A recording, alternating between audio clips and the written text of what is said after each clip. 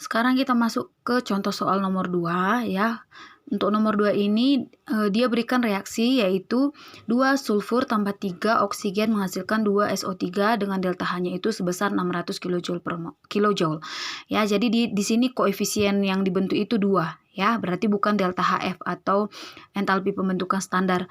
Karena entalpi pembentukan standar itu koefisien senyawa yang terbentuk itu harus 1 ya. Jadi untuk 2 SO3 yang terbentuk dia melepaskan 600 kilojoule. Nah, jika kalori yang dihasilkan hanya 200 kilojoule, jadi seandainya di sini hanya 200 kilojoule ya, berapakah gas SO3 yang terbentuk dalam satuan mol ya? Jadi kalau misalnya di sini 600, di sini berapa? Dia tanya. Ya, jadi kita buat dulu persamaannya. Diketahui koefisien SO3 itu 2.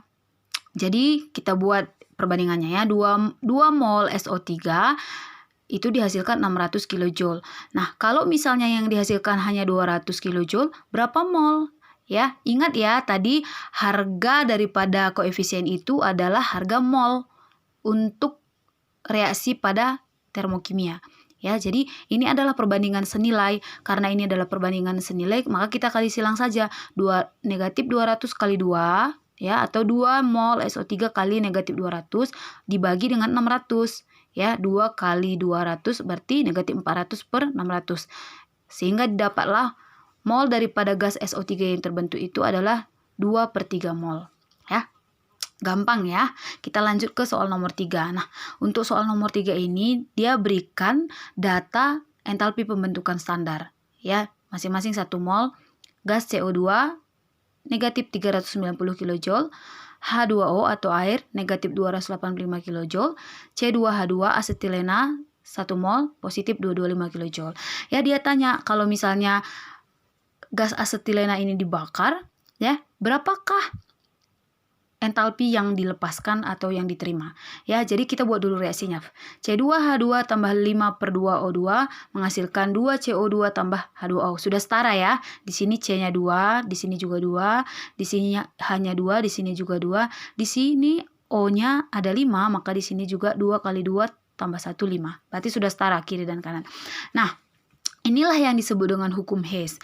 Hukum Hess itu tadi ya, dia tidak peduli berapa tahapan reaksinya ya. Entalpi reaksinya itu bisa dihitung hanya berdasarkan entalpi produk dan entalpi reaktan ya. Jadi kita lihat dulu ya. Di sini ada data dia kasih bahwasanya C2H2 itu ada di sebelah kanan, maka yang di sini C2H2-nya itu ada di sebelah kiri. Berarti kita balik ya. C2H2 tambah 5/2 ini maksud Ibu ya. C2H2 menjadi 2C tambah H2 karena dibalik ini harus menjadi negatif ya, 225 kilojoule. Oke, untuk O2 ya. Untuk O2 kita masuk ke yang CO2 dulu ya, CO2. CO2 ini ada di sebelah mana? Ada di sebelah kanan, maka ini langsung kita tuliskan saja ya.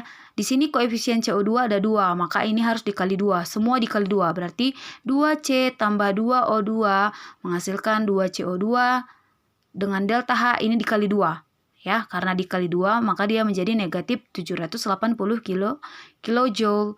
Oke, sekarang kita masuk yang H2. Ya, H2 di sebelah mana? H2 juga ada di sebelah kanan. Ini di sebelah kanan, maka berarti tidak usah dibalik. Ya, koefisiennya berapa? 1. Di sini juga 1. Berarti langsung tulis aja. 2H2 tambah setengah O2 menghasilkan H2 dengan delta H sama dengan negatif 285 kilojoule. Ya. Nah, ini ada nggak yang bisa dicoret-coret ya? Jadi kalau dia beda ruas dan nama senyawanya itu sama, maka bisa dicoret. Ini di sini ada 2C, di sini 2C, coret ya, bisa dicoret. Kemudian ini di sini ada H2, di sini ada H2, koefisiennya sama, bisa dicoret. Ya, sudah habis ya. Maka yang dicoret itu nanti tidak usah kita tuliskan lagi di bawah. Sehingga hasil akhirnya adalah C2H2 tambah 5/2O2 menghasilkan yang sisa 2CO2 tambah H2O. Ini semua kita jumlahkan ya, kita jumlahkan dia menjadi delta H-nya negatif 1290 kilojoule ya. Jadi itu untuk yang ini adalah salah satu contoh daripada hukum Hess ya, hukum Hess. Oke, demikian penjelasan Ibu. Nanti Ibu lanjutkan untuk soal yang terakhir.